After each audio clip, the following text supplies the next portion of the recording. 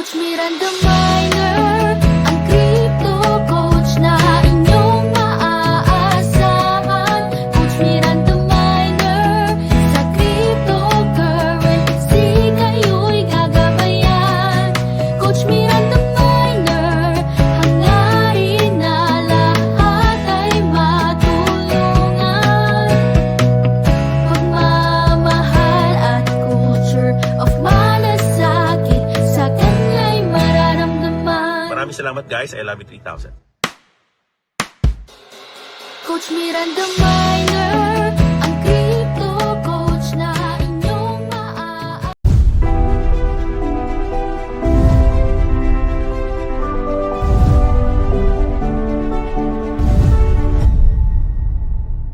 This is the Global Miranda Minor Group, our home of the culture of Malasakit.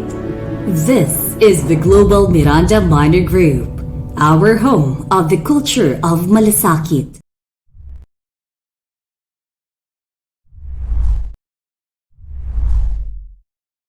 Subscribe, like, follow, and share. Sige na please, Ka Miranda. Good evening mga kamiranda. Loud and clear. Naririnig ba ako? Type 1 sa ating mga audience ngayong gabi. Shoutouts. My name is Prof. Toff. On behalf of Coach Miranda Minor, we are here again on our 9 p.m. live for Trading Beyond the Charts. Pag-usapan natin more than just the news, more than just the technicals. Ano ba ang meron sa buhay ng isang trader? And if you have been following me since last week, thank you and shoutout sa ating mga active viewers since last week. So usually we have guests, we have discussions with the audience, and if you are active na mga ganitong oras, please do participate. So type 1, yan, minahigit tayo si Trident Basic. Good GM sa inyo mga kamiranda. GM din kay Jack D. Ayan. Shoutout sa inyo na nanonood from YouTube, Facebook, wherever you are right now sa mundo. Magandang gabi po sa inyo lahat. So ngayong gabi ang pag-uusapan natin is about relationship. Ano ba ang relationships na importante sa atin ngayon? Type 1, type nga dyan, type dyan, type 1. Ano mga relationships ang importante sa atin?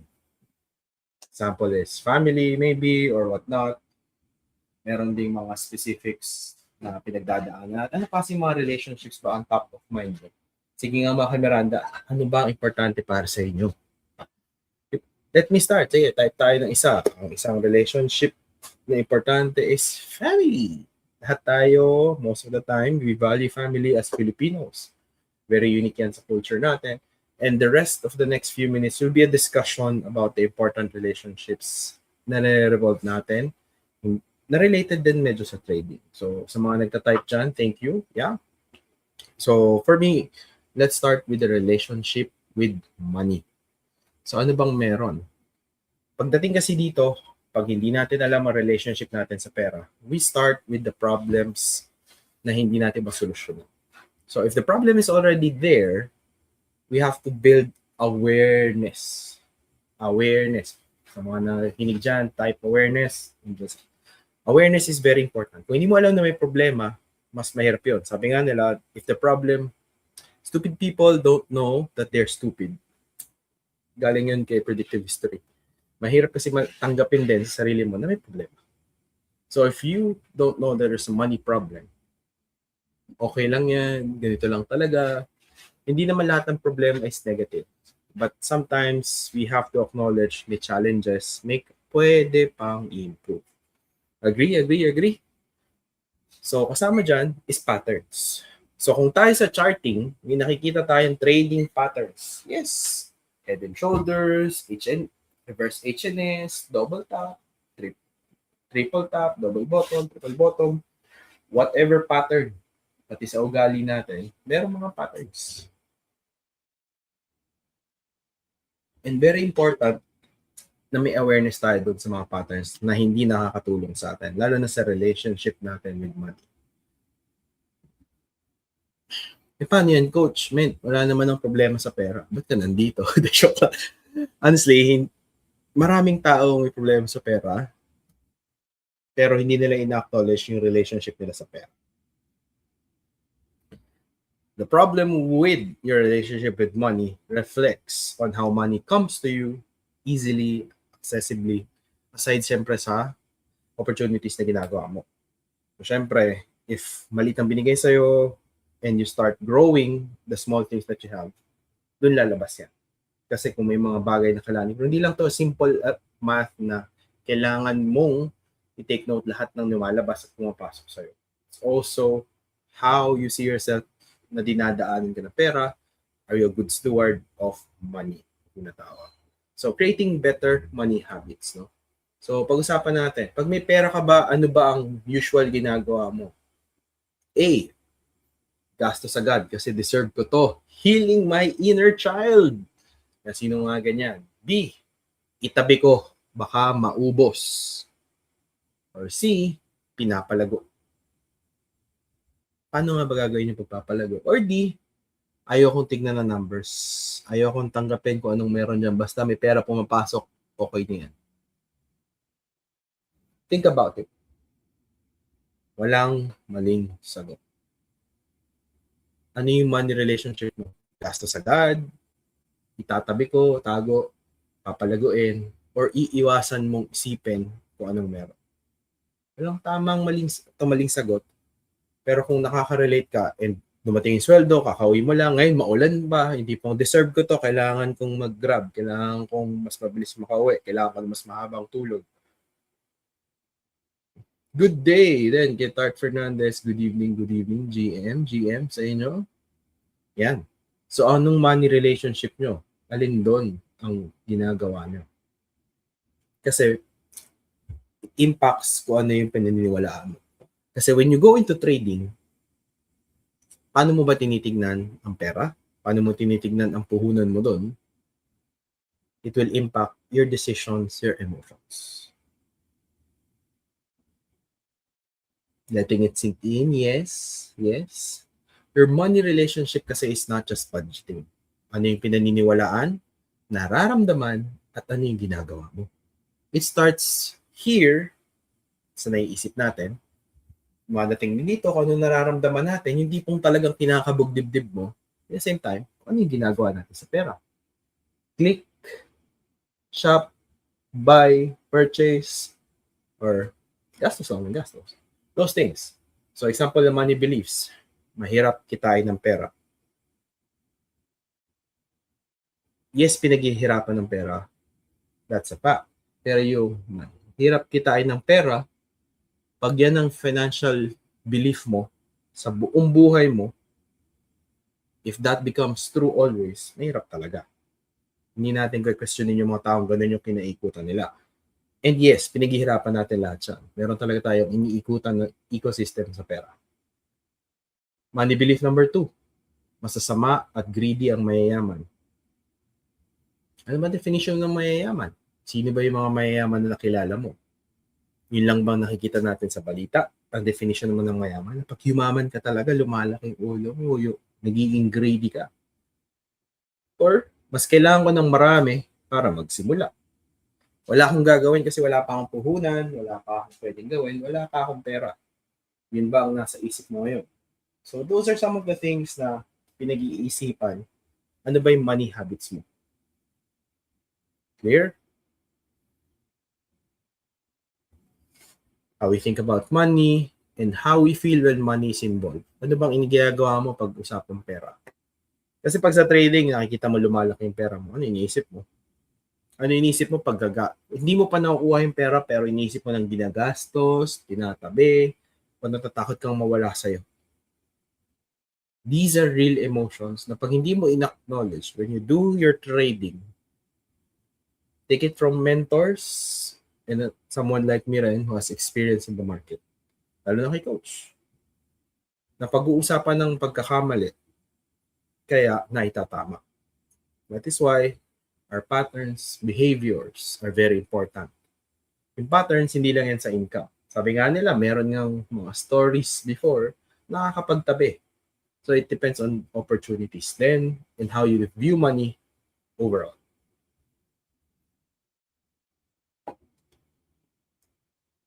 Okay, tingin tayo sa red flag. Red flags. Kita niya, red flags. Kung sa relationship, sa pag-ibig, may red flag. Pati sa pera, may relationship na red flags. So, kung ikaw mismo, may kilala kang ganito yung red flags, 1, 2, 3, 4, or 5. Pag lima dyan, nandyan ka lahat. Medyo pag-isipan mo na. Number 1, hindi ka tumitingin sa numbers mo. Examples niyan is you're avoiding bills. Hindi mo inaharap, hindi ka nagbabudget, o hindi ka rin nag-check ng account. Hindi mo tinitignan ang financial status mo. That's number 1. Number 2, you spend to regulate emotions. Ayun, makita mo dyan, impulse spending and emotional purchases. Yung pag masama pakiramdam mo, or hindi ka okay, or masaya ka, punta ka lang ng mall, or punta ka ng digital apps, shopping agad. Force of habit is to eat. Nang hindi naman kailangan, ikadadaan sa spending ang negative or positive emotions. Pakain tayo kasi paldo tayo ngayon. Well, if you have the numbers, kung okay na siya, no problem. Third, you confuse risk with opportunity. When you say confusing risk with opportunity, you live beyond your means to keep up appearances. Sabi nga ni Tart Fernandez, relate ang everyone dyan, Prof. If you live beyond your means, eto, sabihin ko na, may mga tao gagastos talaga para ipakita na paldo sila or okay pa rin sila. Yung kung magpa-party, buong barangay invited.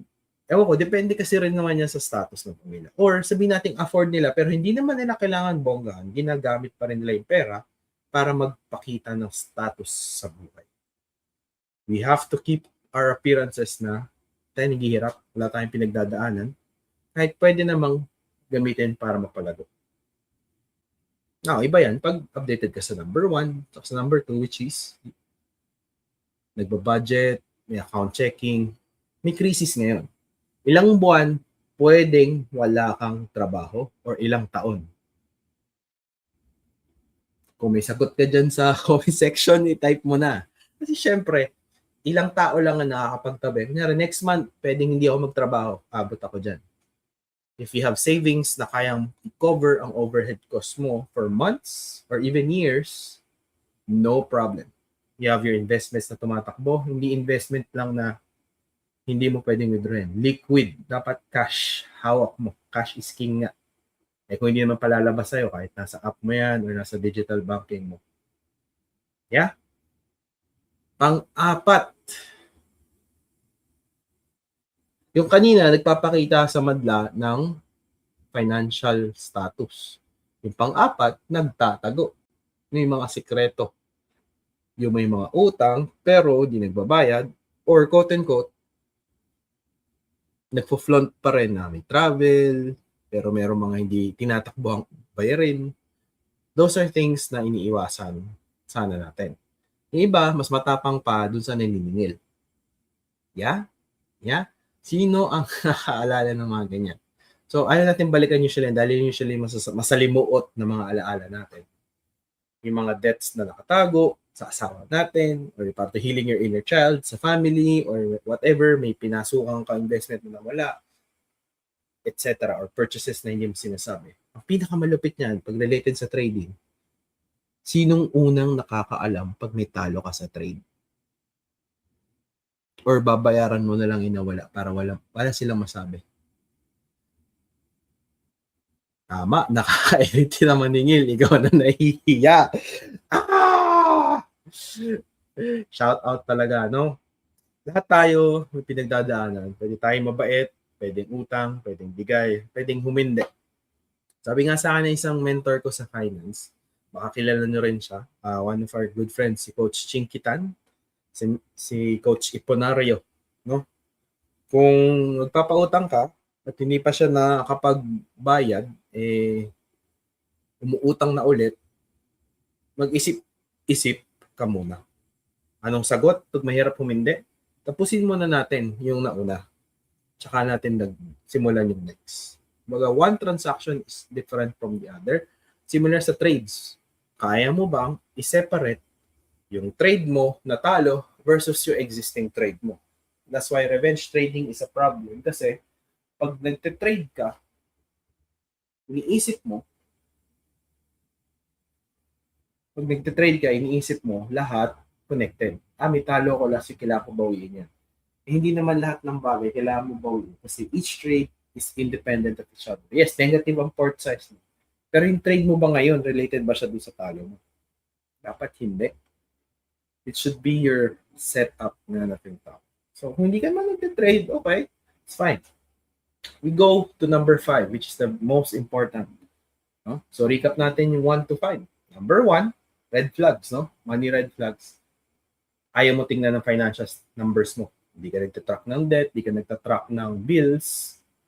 2, gumagastos ka para i-regulate ang emotions mo. Nire-reward mo sarili mo or pag sad, nag-overspend or happy and vice versa. Galit or whatever emotion. You regulate your emotions by spending. Siguro kasi ako dyan, guilty ako. Eating dati. Lalabas, kain, bad trip ako ngayon. Or magpapakain ako dahil just want to feel good. 3, you confuse risk with opportunity. Recap tayo ha. Sige, all in tayo dito. Para lang mapakita na okay tayo. We don't have accountability kung ano nangyayari. Kailangan natin magpanggap. Parte yan, oo, magpanggap. Pero yung lokohin mo yung sarili mo at mabaon lalo is a different story. Number 4, maraming sikretong tinatago, utang, talo, or yung financial decisions na malalaki. Lalo na yung maliit. Lalo na kung may pinag-aawayan. Lalo na kung kasal ka, tinatago mo sa partner. Number 5, last but not the least, sa red flags. Hindi ko man sabing hindi ako naging guilty dito or nararamdaman to every now and then. Ang self-worth mo naka-angkla or nakadikit sa income mo. So kung 10,000 ang income ko, ang tingin ko sa sarili ko maliit. There was a time because I'd never had good friends, a good mentor, or a good community. So isipin mo yung ginagastos mo or pumapasok sa pera, yan ang basihan kung may say ka sa buhay. So kung mas malaki income mo, doon ka lang may say. Is that how the world around you natatanggapin mo? So kung ikaw ay kumikita ng 7 figures, doon ka lang may say. Kung nawala yun, so wala ka na ulit say. Ang self-worth mo hindi nakadikit sa net worth mo. Ang self-worth is ang halaga mo bilang tao. Ulitin ko, ang self-worth mo ay kadikit sa pagkatao mo. Hindi sa kinikita mong pera, which is net worth. Kaya nga may SALN, Statement of Assets, Liabilities, and Net Worth. No? Pero yes, madalas, dahil nga iba ang culture sa Pilipinas, lalo na pag reunion, meetups, no? Ewan ko lang, nakaka-relate kayo, pero type 1 lang dyan, kung nakaka-relate kayo, no? Iba kasi yung tingin sa'yo o yung may status ka sa buhay pag pinagmamalaki mo. Ay, pilot kasi to, kumikita yan ng milyon. Mabilis lang yan, 100,000, 200,000. Or may negosyo, mayaman na yan. Yeah, di ba? Masarap yung feeling na tinitingala tayo. We get a pass to do something because meron tayong kinikita. Pero hindi dapat doon nakadikit yung tingin natin sa sarili natin. Because it becomes toxic over time.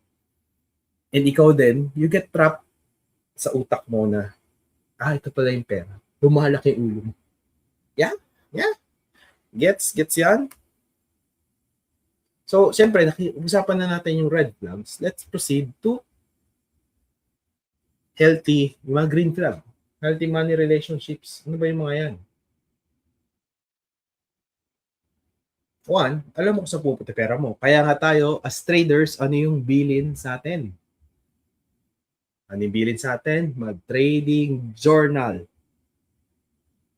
Magsisirang plaka na kami mga mentors. Mag-trading journal po tayo. Uulitin ko po ulit yan. Paulit-ulit. Kung alam mo saan dumadaan, pumapasok ang pera mo, lalo na sa trading, alam mo kung ano nangyayari sa puhunan mo. And alam mo kung bakit mo pinapasok yun. Emotional ba? Or there was a setup or na FOMO ka, whatever the reason is. May diskarte ka kung paano palaguin yung pera mo. 2, you can delay gratification. Nakalagay dyan. Ano ba yung sabihin na you can delay gratification? Kaya mong magtiis muna. Uy, pwede ko nang mabili to. Kailangan na ba ngayon? Meron pa naman ako. Bakit agad ngayon? Most people really want to just get the status. Uy, trending kasi to. Kailangan ko na to ngayon. Diba? Those kind of feelings na gusto ko kagad mag-feel good. Number 3, ano ba yung goals? Kaya nga, very important ang trading din. Kung nakukuha mo yung sistema, it actually gives you decision-based actions. Hindi lang siya basta, nakikita nyo yan. Goals and hindi pressure. Nape-pressure na ako kasi lahat sila kinakasal na. Kailangan din ikasal kami sa ganito, ganyan. Kailangan may jowa na, kailangan may anak na, kailangan ganito rin yung school ng anak ko, kailangan ganito, may kotse, kailangan may bahay. Sometimes marketing lang lahat yan nakikita nyo, kaya siya trend. Naisip nyo ba yun? Huwag kang papapressure sa nakikita mo sa social media. 90%, if not everything, is not true. Unless otherwise, ikaw mismo may other way ka to verify kung ano ito. Number 4, you respect risk and protect essentials first. Ano bang essential sa'yo ngayon? Hindi lahat ng tao kasi may kapital para magpalago. Yung iba, day to day, yun lang iniintindi. And kung ang iniintindi mo is yung gagastusin mo for the next day or the next month, kulang pa. Huwag ka muna mag-trade, kapatid. Huwag muna. Hindi sinabing wag. Pwede ka matuto. Walang sinabing wag ka. You can do paper trading. You can test things out. You can learn the concepts. You can learn setups. Kasi kahit may tabi ka na, 20. Diba, nag-start ng 10. Nag-start ng 20. Papalago nila. $20 hindi 20 pesos. It's approximately $20 to $100 usual ng iba. But depende yan, sir. So this is not just about trading, but your relationship with money. When you respect risk, you know, kahit ipasok mo sa bangko yan, may risk yan. Kasi, hindi niyan tatalunin ng inflation. Tataas ang value ng peso mo sa bangko, pero hindi yan tataas ang value dahil talo yan sa inflation per month, quarter, or year. Ano ba essentials? Gastusin, yung pangtabi mo sa pamilya, etc. Those are things that are very important. Pero kung inuna mo yung sugal, inuna mo yung luho, or inuna mo yung mga bagay na alam mong wala namang balik. Iba kasi pag may assets kang pwedeng galawin, whether mabilis silang ma-convert to cash or meron kang cash na savings. So, hindi naman kailangan makinig kung wala kayo sa phase na yun. But then again, it's a review for you sa mga tao sa paligid mo, and it starts at home. Ang pinaka-importante dito for me, ito yan. You can talk about money without shame or panic. Madalas sa culture sa bahay, parang ayaw pag-usapan ng pera.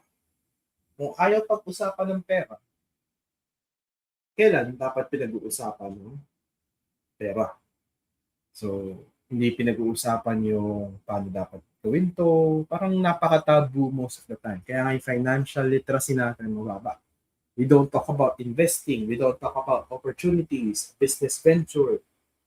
Pero yung entertainment, yung mga subscriptions na pag-uusapan. There has to be some change syempre about financial literacy, and we have to know who we look up to, hindi lang basta influencers, etc. Agree. Kasi importante yan limang yan. You know where your money goes, you can delay gratification, you can make decisions based on goals, not pressure, you respect risk, and protect essentials first. And you can talk about money without shame or panic. Number 1 kasing issue yan eh. Nahihiya kang pag-usapan yung pera. Yung hiya na lumapit yung pag-usapan within your circle. Kahit yung trusted circle mo. Pero minsan kasi yung family rin, hindi rin as supportive. So that's why there's also your community. There's also your coaches, your mentors, Depende sa level of participation. Kaya nga may life coaches, may financial coaches, pero I'm not sure about financial planners nowadays if they still do the job properly about risk and a lot more, no? Iba kasi, you just want the sale, no? So, what other things? Moving to the next. Why many people struggle in money? Alam na natin yung red flags, alam na natin yung green flags about money. Bakit nga ba may mga tao nagsastruggle sa pera? Lalo sa Pilipinas, pwede kasing isisi na lang natin ang sistema dito. Before we start, teka. Ganda yung comment ni Tart. Nahihiyang pag-usapan pero pag nakautang walang hiya. Very, very true, no? Very, very true. Inahihiyang humingi pero pag magbabayad, nawawala yung hiya. Puro tigas na ng mukha. Huwag ganun. I mean, minsan pwede na mamadaan sa matinong usapan, payment plan, or follow-up, whatever. Pero lahat tayo merong pinagkakautangan one way or another. Pero that doesn't mean hindi natin papansinin, hindi natin kakausapin, or ikaw mismo tataguan mo one form or another. No? Agree. So, moving to the next. Ano nga ba? Magsa-struggle sa pera. Hindi lang tayo nag-iisa sa struggle. Lahat tayo may kanya-kanya struggle. May difficulty lang yan. Parang levels, no? There are money beliefs learned from family and environment. Number 1. Kasi kung ano yung normal sa'yo, hindi yan normal sa mayaman or hindi yan normal sa nagne-negosyong pamilya. Example ko na lang, I've always looked at Chinese families na classmate ko sa school, grade school, high school. Mga kwento nila. For example, dahil may business sila noon, or like mga shop yun, yung mga hardware. No? Bata pa lang, 5, 6, 7. Ang summer break nila, nandun sila sa tindahan. Tumutulong sa negosyo. Ang summer break ng iba, bakasyon.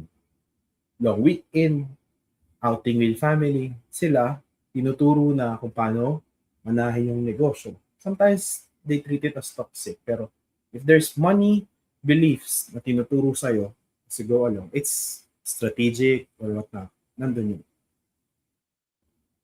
Plus, sipin niyo yung other issues. Fear, guilt, or shame, or pressure tied to income. Katulad nga kanina, nabanggit natin. Pag ba ang sahod mo mas mababa kaysa sa office mate mo, kaya nga hindi pinag-uusapan sa opisina, sabi ng HR. Ang sahod ng isa't isa kasi magkakaroon ng iba yung feeling ng pag alam mo, pare-pares kayo ng sahod. Siguro bigay ko example. I used to work for a corporate and may time talaga na makikita mo may ibang nag-uusap ng sahod nila. So, pag nalaman mo na yung mas bago, mas malaki sahod, so and vice versa, yung mas matagal na, mas mababa ang sahod kaysa dun sa bagong tao. So, for whatever reason, I don't know, same position or whatnot. Whatever the HR has agreed upon dun sa position na yon, kahit 1,000 pesos difference, 500 pesos difference, may pinaglalaban ng status yan. Na parang bakit ako, tagal ko na dito, tapos siya ganito, ganyan. Or sa pamilya, ito, buti pa si kuya mo, ganito. Buti pa si ate mo, ganyan. Tingnan mo si bunso, tingnan mo si mid. Si kuya, si pinsan, si ate. Hindi dapat ganun ang pag-uusap sa pera, pag-ukumpara. Kaya nagkakaroon ng fear, guilt, or shame. Diba? So, in comparison culture kasi, which is number 3, yan nga. Social media lifestyle. Ba't mo kukumpara ang sarili mo dun sa hindi naman nagtatrabahong mga influencer? Mayroong influencer na full-time, pinagtatrabahuan, may full-time job pa. So, hindi siya bastang pagkaya nila to, nahawakan nila to. Sure ka bang ginayaran nila yon? Baka mamaya ads nila yon. Or, may brand deal. Hindi mo alam. Marketing din minsan yung nakikita mo dyan. Sure ka ba talaga na binili nila yon or binigay sa kanila ng brand yon? May bago siyang bag, may bago siyang ganito. Suhol pala, hindi pala brand deal. Hindi natin alam. Diba? Number 3, lack of systems, not lack of intelligence. Hindi pagiging matalino ang labanan pagdating sa pera. Kahit gaano ka katalino, emotions pa rin usually drive the struggles, no? Saan mo dinadala yung pera, saan mo tinatabi, papalagay mo ba or ipunin mo. Iba ang sitwasyon noong 1940s to 1960s during the World War II era. Iba ang 1960s to 1980s. Iba rin ang 1990s, hanggang sa 2000s, and especially after nagka-internet noong 2000 until 2020. And after the pandemic, everything is also super different. Diba? Iba ang sistema ng pera nun kasi sapat na yung kinikita. Sabi nga nila, ang inflation ngayon compared sa income, malayo na. So, ang sistema ang sinasabi na matatanda, mas madali ang buhay nun or mas mahirap ang buhay nun, subjective yan. Huwag natin paglabanan, hindi yan ang ano natin. So, iba ang hirap noon, iba ang hirap ngayon, iba rin ang challenges noon, iba ang challenges ngayon. Para sabing hindi mahirap to para sa iba versus hindi to mahirap ngayon, kaya nga ang mental health mukhang invisible noon versus ngayon, kumpara nyo naman yung sahod ngayon ng entry level at papasok pa lang sa workforce. Ang entry salary mo, kulang pa sa isang buwan. Hindi rin naman kaya mag-afford ng businesses na mas malaki. I think, no? Because of our taxation, because of a lot of things in the structure. So minsan, ikaw din, gagawa kang diskarte sa structure mo. Shoutout. Yes, good evening sa'yo, Isaac. Yes, good evening. Pati kay Betsy, nag-type 1, kay JMP712. Shoutout sa inyo, thank you. Moving forward, no? Ang pera hindi walang laman dito. Sistema siya. So you have to really find a way sa family, sa culture, or mismo kayo kung mag-asawa lang kayo or small family. Okay? Trying to fix money stress with quick win decisions. Yan. Parang kung nasa trading ka, nagmamadali kang manalo kahit hindi grade A setup. Ngayon, 9 p.m. na. So, gumagalaw yung market. So, anong tinitingnan nyo ngayon? Bumababa ba yung binabantayan nyo? Nagkakaroon na ba ng rejection, ng retracement, etc. Wait for the grade A setup, then dun ka maglagay ng entry. Kung hindi ka pa ganun kagaling doon, focus on the skills getting there. Good evening din po, Miss Nicole. And yes, sabi rin ni, I think Pinoy usually mahilig mag-flex ng new things. Nagsasabi nga tayo na ubos biyaya, bukas nakatunganga. Very good observation. Alam mo tawag dito? Sabi nga, kasabihan to at least nung time ko with sa mga Chinese. Okay nang may dating, kahit walang datong. Datong means pera. Okay nang may pogi points kesa okay lang na walang pera. Parang okay magpapogi. Yun nga, status. Kailangan magpakita ng status sa buhay. BMW pero baon sa utang. Or naka-iPhone na hindi naman kayang bayaran. Okay?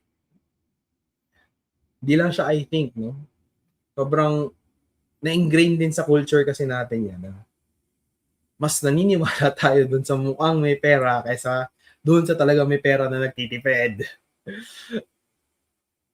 Pa tayo maniwala dyan, wala namang piniplex yan. Tamo to dun, may kotse na, may ganito na, tapos mga kliyente niya, ganyan, dun tayo. Tapos nagpiplex na po.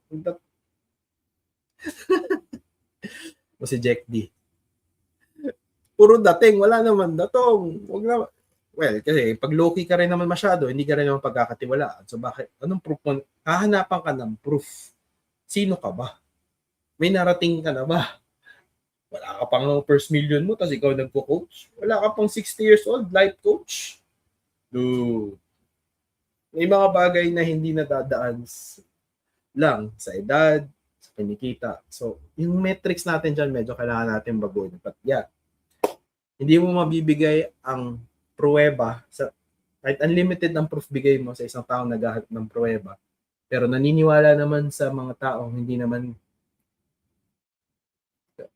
dahil wala lang, mas trip lang nila maniwala doon kasi ay sikat siya influencer siya kasi ganito yung ginagawa nila, meron na silang ganyan, mga nepo baby, no? Yung mga kasikatan na sa flood control yan, mas naniniwala tayo sa pag-flex culture. Tapos pag may bagong TV ang kapitbahay, gusto mo din bumili, kas-kas na, naku, talaga naman ang credit card, talaga ang rating ng Pilipinas. Di ba? Kailangan lahat updated. We live in a culture na hindi na tayo chumichismis basta sumilip sa kapitbahay. Nandun na sa cellphone ng chismis. Sa stories. Sige, umami ng mga tumitingin sa stories dyan ng mga kaibigan at ng mga classmates, tropa, katrabaho. Kaya hindi nyo finalo ang friend sa FB or sa IG. Hindi kayo nakafollow para hindi kayo tinitignan. Naka ng diskarte yan. So, ano gagawin natin? Nakita natin yung green flag, red flag, ano yung mga struggles. Let's go with the reset framework. So, this is nothing new. But let's start with something kesa wala. Reset. Ano ba yung money patterns mo? Saan ka triggered? Saan ka gumagastos? Kailan dapat ilabas ang pera versus itabi versus palaguin? Ano yung financial goals? Lalo na kung ang pera nyo, kasal na kayo, you have a partner. Or ikaw, single, may tatabi, isa kang tita, mga tito, para sa mga inaanak, pamangkin, sa mga fur daddies, fur babies. Diba? Usually naman yan, pag nandiyo ka na sa point na may ganyan, you have a money pattern, money plan, kasi may rent, may bills, etc. And prioritize mo muna yun. Pero for me, important din na you pay yourself. I repeat, ikaw yung nag-iipon, dapat papunta muna sa'yo kaysa sa bills mo. May percent dapat na laging sa'yo papunta, hindi porket bills yan ang priority. Ikaw muna. Not luho. I mean, save for something for yourself, then find a way para mabot.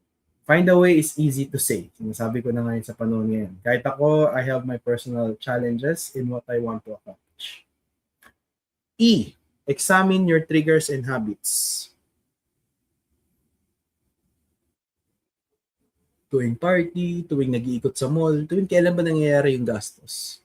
Pag nakamonitor ka naman kasi, naglakad ka lang sa mall, nakapag-browse ka lang, may nakita kang ads. Uy, okay ito, pinimote ganito, ganyan.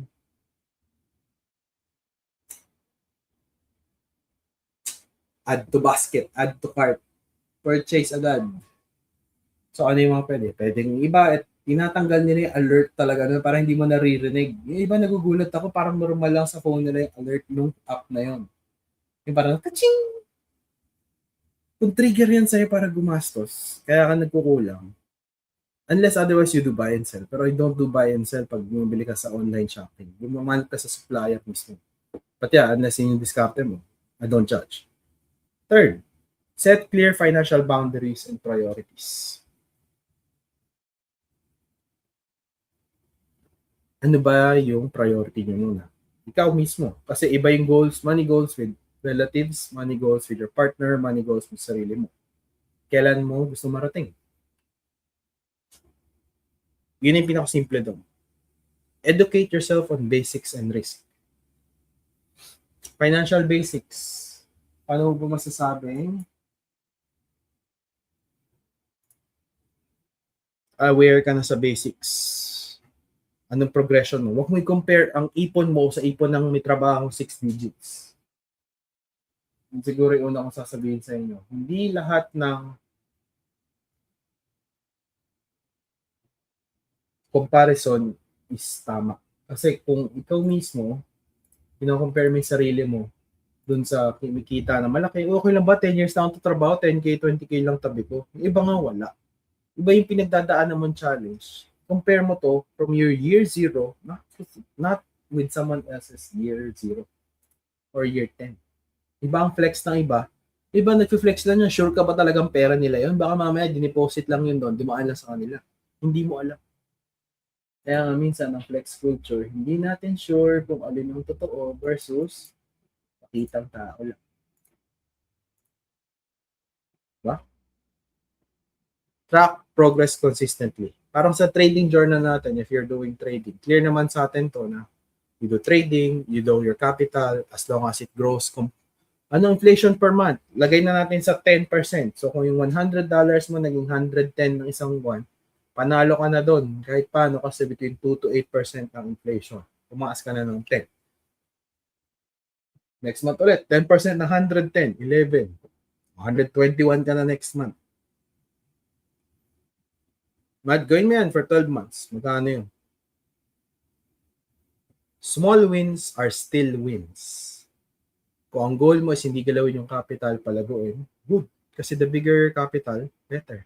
Ibig sabihin, you have to secure first kung saan ka kumikita.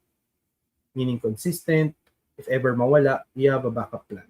Para yung capital mo na pinapalago, magagamit mo when the time comes. Hindi for emergencies. Because emergency funds usually ang pumapatay sa savings natin. Yan ang isa rin kailangan pagandaan. Part yan of preparing. So practical ways, let's just run through this. Alam nyo na mostly dito. Treat it as a review. Number 1, start a simple weekly money check-in. Kung hindi mo alam kung saan pumupunta ang pera mo, every day, every week, saan ka nga ba gumagastos, medyo mahihirapan ka dyan. Kasi, hinuhulaan mo kung saan pupunta. So, weekly money check-in matters because alam mo kung pataas or pababa, papunta ka sa goal or palayo. Parang bumabiyahe. Clear naman sa'yo dapat kung saan ka pupunta. Second, separate your needs, wants, and risk capital. When we say needs and wants, sometimes your needs are wants. Kaya nga minsan, meron talaga tayo impulses. Healing your inner child, may emotional triggers tayo. Ako kasi, let's say one emotional trigger. Kasi nung bata ako, hindi ako basta-basta nakakabili ng gusto ko. Specifically, toys. So kung kayo ay tuturo ko ngayon dito sa aking kwarto, ayan, medyo naipon na sila dyan. Marami-rami yan. Mga compilation ng kung ano na dyan. Or dito sa likod. Ayan. So, hindi naman siya impulse buying. Nung napagplanuhan naman before, sa mga nakakita. Teka, hindi pala. Nakakita tayo. Yeah. Ayan. So, nakikita nyo dyan. Ayan, yung kay Mrs. Ito, yung mga camera. Needs and wants. So, imagine mo. Sa camera naman kailangan, pero kasi pag overtime, hindi mo na nagamit ng iba. Para saan pa siya. So, ano pa yung mga iba? Libro. Sino dito may bumili ng libro? Ano ginagawa mo sa libro after? Nagagamit mo pa ba? So, those are certain things din na kailangan natin consider, no? When actually handling sa specific part ng needs, wants, and risk capital. Libro kasi, or yung education, should have a fixed budget. Ako kasi I have a budget like 5-year, 10-year basis. I can spend this much to train myself to upskill. Kasi syempre, yung skills na ginagamit ko nung 10 years ago, 15 years ago, 20 years ago, different from the skills I would need in the next 5 or 10 years. Lalo na ngayon na may advent of AI, may certain skills na kailangan mo versus hindi na masyado updated dahil wala ka ng special pag alam mo lang yun. Lahat ng tao may access na doon because of AI. Information is everywhere. Yung critical thinking, wala. Sa halos lahat. O, yan. Si Tart. Inner child activate. Yes! Yan. Part yan. Needs, wants, risk. Planuin mo na lang. Kumbaga ako, sabi nga ni bro, si Dino Cornell, he's done the work. And yung nabili niya, it's because they have done the work. If you can afford it, if you have a plan, do it. Si wala siya sa Pilipinas. So they have done work here and done work abroad. Ibang opportunities open to you when you work at a different culture, country. Alam mo yan ng mga nag-work abroad. Iba rin ang work ethics abroad. Hindi madali kitain ng pera as compared sa petics ka. But there are perks na wala dito sa Pinas. Yes. So again, important. Number 3, pasok natin to ulit. Build an emergency buffer before high-risk moves. Bago mo i-consider yung isang high-risk mong gagalawin, huwag mo naman isang alang-alang yung gastos mo next month para lang kumita ng doble. Pwede naman mangyari yan. Pero huwag mo namang i-risk yung mga bagay na hindi dapat i-risk. Ano ba yung non-negotiables dyan? You have to discuss it. Kung pera mo, sige, walang implication sa ibang tao dapat, ha? Nandyan dapat insurance ka, dapat meron kang hospitalization support, may savings ka, etc. So, you have to create your spending rules for emotional moments. Emotional moments, may nagkasakit, you want to support, gusto mong pumunta, or gusto mo mag-spend muna ng time, kunyari, magkasawa kayo, wala kayo anak, gusto nyo pumunta muna somewhere, or kayo lang single parent ka, gusto mong ilabas yung family mo, yeah. Plan ahead. Hindi siya basta biglaan. And last but not least, use small, repeatable habits. Yung mas applicable sa'yo, hindi yung sinabi ng kapitbahay, kaibigan, tropa, ng coach, or napanood mo sa internet. Same. Kung sinasabi ko to, hindi siya applicable sa'yo, what will work for you? Marami tayong pwedeng tanungan, pero tingnan mo kung ano yung ubra sa'yo. If 10% does not work na itabi, okay. What will work for you? Pero dapat you have to increase the value. Yung 10% mo nung entry-level position ka is 2,000 pesos. Wow. Ewan ko, may nakakapag-save pa doon ng ganun kalaki madalas. Yung iba, 10,000 pesos ang 10% nila. Work with percentages. Sometimes you can go wrong there. Okay? Kasi usually naman, pataas ka naman. Hindi ka naman lagi nagsistay lang sa isa. Kaya usually, multiple streams of income will help. But if you have a track, lalo na edad mo, bata pa, you take more risks para mas maka-level up ka. Then, as we close this topic, no? Quick self-audit sa lahat na nakikinig. Do I control my money or does my emotion control it? Honestly, there are times na inisip ko, ano nga ba nagko-control sa gastos ko? Lalo na nung time, there was a time. Hindi naman uncontrolled spending, but I would say napaka-emotional ng spending ko. Siguro part din to nung nasa crypto ko kasi sobrang marami nangyayari, masyadong stressful ang environment in different levels for me. Sabihin nyo ng, pero kasi mga mukhang sociable, pero by default, mga introvert kami. So sometimes, ang stress relief namin is quiet time na kami lang. May ginagawa lang kaming tahimik, etc. 2, do I spend to solve stress, boredom, or insecurity? Kung ang sagot mo sa kahit isa o sa tatlong yan is yes, pag-isipan mo mabuti. Stress. Boredom. Opo, maraming naboboard ngayon, lalo sa mga bata. Mabilis maboard because of watching brain rot, etc. Or insecurity. You have to assess kung ano yung status mo sa buhay ngayon. Do you have to keep appearances? Is that part of the plan? May ba kasi talaga kailangan fake it till you make it. Pero I'm not sure if it all applies. Third, am I honest about debt, losses, and financial limits? Honest to yourself muna. Okay? Kasi ikaw mismo niloloko mo sarili mo, paano pa yung nasa paligid mo? 4th, do I have a system or just hopes? Umaasa ako, Hail Mary, yung itawag nilang flip coin. Bahala na after. And last, what is one money habit I need to change this week? What are your money habits?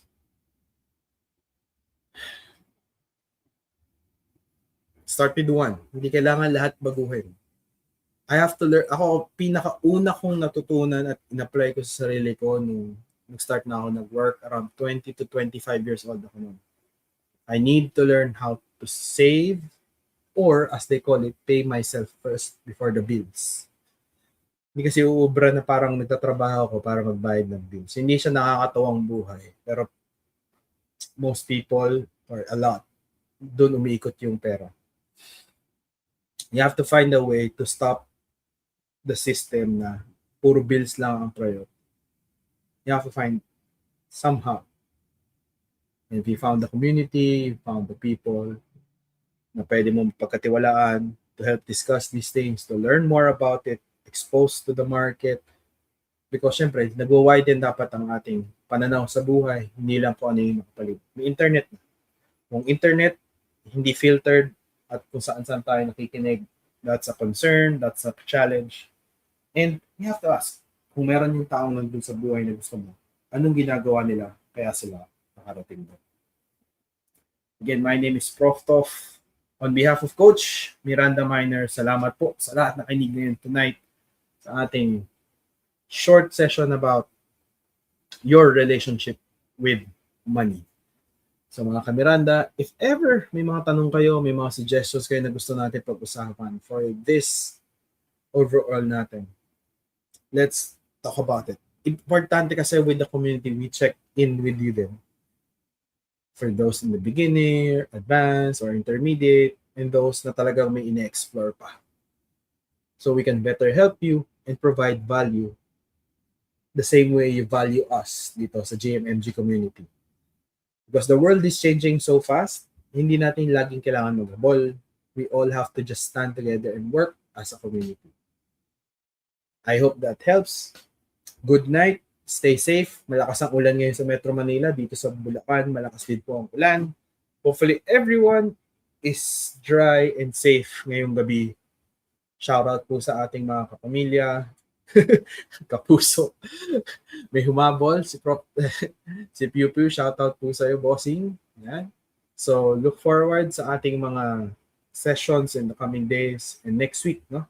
Thank you, George Jr. Shoutout sa iyo. Kung may natutunan, the only way to do it is apply it sa buhay natin. My name is Prof. Tops. Signing out for tonight. Salamat mga kamiranda. We love you. 3,000.